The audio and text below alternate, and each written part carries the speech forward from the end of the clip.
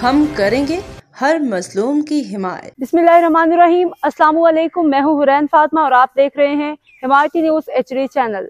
नजर डालते हैं आज की सुकून थाने के लिए नए SHO का तकर्रुर, मुकामी अवाम की खुशी और तवक्कुआत। रोजनामा हिमायती न्यूज़ हाकिम अली दल की रिपोर्ट। कराची। रोजनामा हिमायती न्यूज़ सुकून थाने के लिए नए SHO का नोटिफिकेशन जारी कर दिया गया है। मुकामी अवाम के मुताबिक मलिक सलीम की तैनाती अल्लाह का एक तोहफा है, जिससे उम्मीद की जा रही है कि इलाके में सरगर्म माफियाज का खात्मा होगा।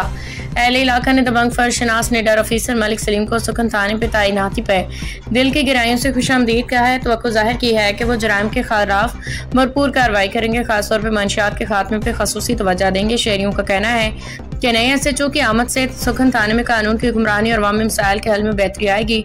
इलाके को जराइम से पाक करने के लिए भरपूर इकदाम किए जाएंगे। अब तक के लिए इतना ही। मजीद खबरों और अपडेट से बाखबर रहने के लिए देखते रहें हिमायती न्यूज़ HD चैनल।